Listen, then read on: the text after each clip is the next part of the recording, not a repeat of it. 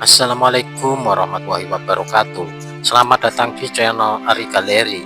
Semoga kita semua senantiasa diberikan kesehatan dan keberkahan oleh Tuhan Yang Maha Esa. Di video kali ini kita akan membahas tentang kecerdasan spiritual, pengertian, ciri-ciri beserta contohnya. Kecerdasan spiritual tidak dimiliki oleh banyak orang. Orang yang cerdas dan pintar ternyata dua hal yang berbeda. Orang pintar belum tentu cerdas.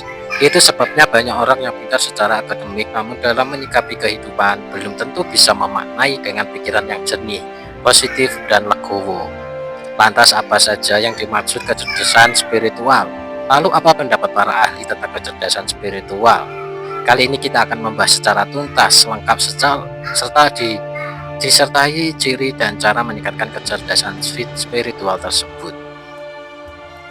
Kecerdasan spiritual disebut juga dengan kecerdasan ruhaniyah, di mana kecerdasan ini menekankan pada syarat akan moral, kasih sayang, cinta, dan memberikan kemaslahatan untuk umat. Secara etimologi, kecerdasan spiritual adalah kecerdasan seorang dalam mengembangkan akal budi, sehingga mampu mengolah pikiran, memahami segala hal yang baik. Berkat ketajaman pikirannya, secara istilah kecerdasan spiritual adalah energi batin non-jasmani yang meliputi emosi dan karakter, di mana spirit ini adalah zat yang tidak imaterial. Meski demikian, tetap memiliki sifat secara sederhana, menjadi bentuk kekuatan, semangat, karakteristik manusia, kekuatan, tenaga, vitalitas, energi, disposisi, dan masih banyak lagi seperti motivasi. Menurut para ahli, pengertian kecerdasan spiritual memiliki banyak perspektif dan pandangan yang berbeda. Seperti apa pendapat para ahli tersebut? Yang pertama, Toto Tasmara. Pengertian kecerdasan spiritual menurut Toto Tasmara adalah kecerdasan yang dimiliki seseorang dengan cara mendengarkan hati nurani, di mana orang tersebut mampu memilih nurani yang baik dan buruk. Yang kedua, Danah Zuhar dan Lan Marshall. Menurut Danah Lan Marshall, kecerdasan spiritual merupakan kemampuan seorang dalam menyelesaikan masalah dalam banyak aspek, mulai dari masalah memilih nilai, memposisikan perilaku dengan benar, hingga kemampuan untuk membaca tindakan dan tujuan hidup agar lebih bermakna. Yang ketiga, Michael Levin. Pendapat Michael Levin bahwasanya pengertian kecerdasan spiritual adalah kecerdasan yang mengarahkan seseorang untuk berpikir maju pada hakikat paling esensial dari hidup. Yang keempat, Iskandar.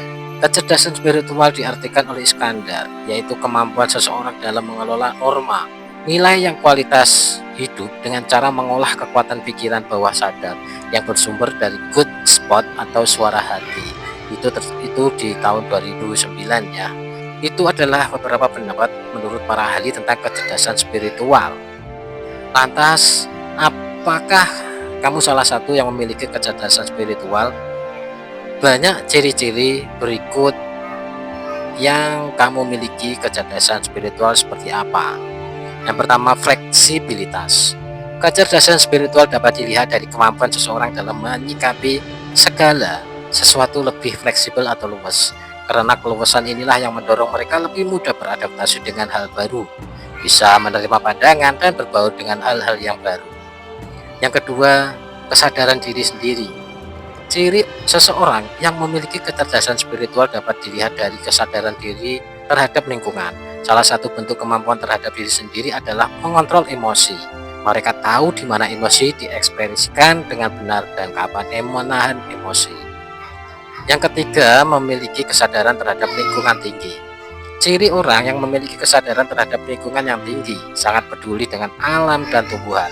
Bahkan terhadap hewan pun juga peduli. Mereka memiliki sensitivitas lebih dibandingkan orang pada umumnya. Yang keempat, berani menghadapi masalah. Jika kamu tipe orang yang berani menghadapi masalah dan kesulitan, maka kamu termasuk di dalamnya. Tidak semua orang memiliki keberanian untuk menghadapi masalah dan kesulitan. Rata-rata orang takut gagal, padahal kegagalan adalah memberikan pembelajaran berharga. Yang kelima, berpikir holistik.